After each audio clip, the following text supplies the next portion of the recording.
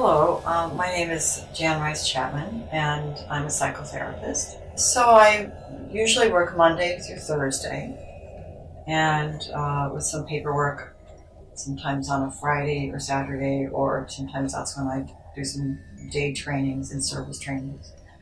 But when I'm seeing clients, I see people for sometimes 45-minute sessions, sometimes an hour.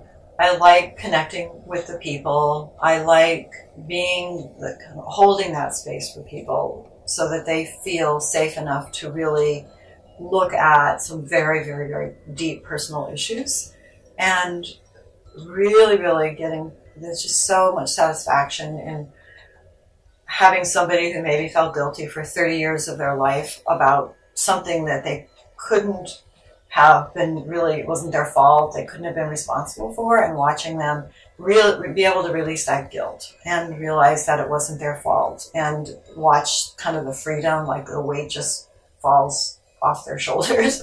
And so I like those kinds of moments. I suppose one of the other things is I really enjoy the colleagues when I get together with them, because they're usually people who have done a lot of deep work themselves.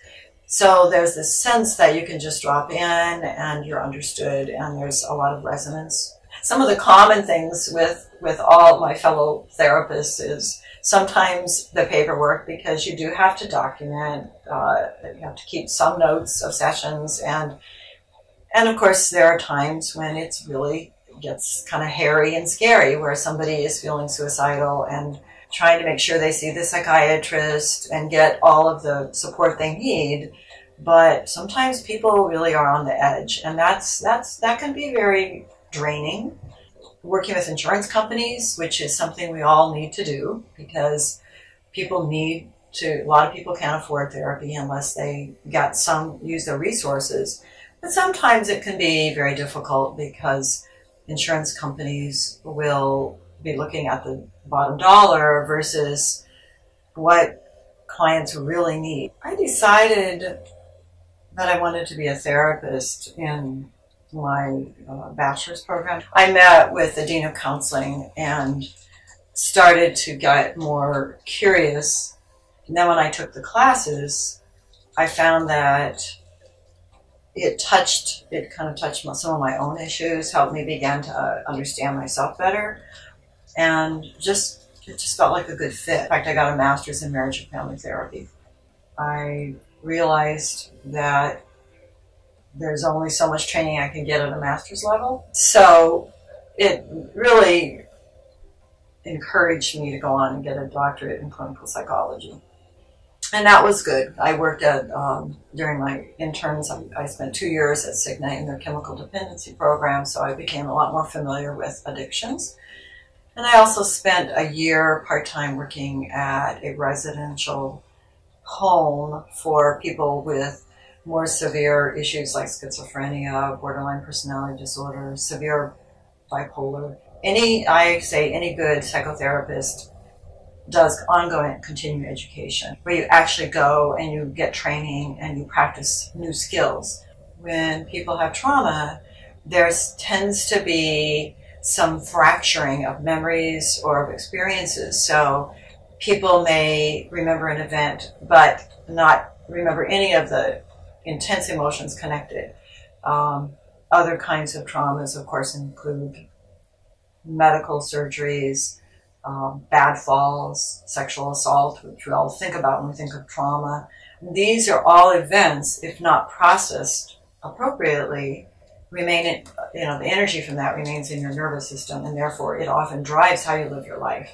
Becoming a therapist, part of the challenge and part of what you're taught is to not bring judgment into the therapy room. What's helpful is to try to respect what happened, how they got to that place, and work with them. So I guess as a therapist, I value diversity, I value healing and going deeper, understanding yourself more, community and connection. So all of these are things that come up for my clients, and I'm able to help them pursue those things in their life. I specialize in working with trauma, so there are people who want connection but are very, very distrustful. So at times I'm working with a lot of ambivalence with my clients about engaging in life and yet wanting to hide away and protect themselves. We're all encouraged to get our own therapy. And so for the first time, I set up an appointment with a psychotherapist, and I couldn't believe how anxious I felt about going to meet with somebody and opening up. And it really helped me appreciate how challenging it is for people to go to this stranger and just pour out their lives or hearts or souls. And so I think that's absolutely essential to being a good therapist, is to do your own work. There's a lot of ways you can practice as a psychotherapist at the master's level. You can get a master's in counseling or psychology or social work and practice. You can get a license as a licensed professional counselor, a licensed marriage and family therapist where you're a bit more interested in relationships and family stuff, or a licensed social worker. And licensed social workers tend to work more initially when you're young and you're newly licensed. You tend to work more in institutions or clinics, and you might work for the state or the government. But it's very intense work.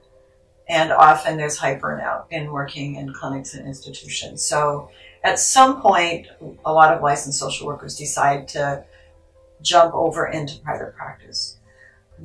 So there's those three areas where you can be licensed and work independently.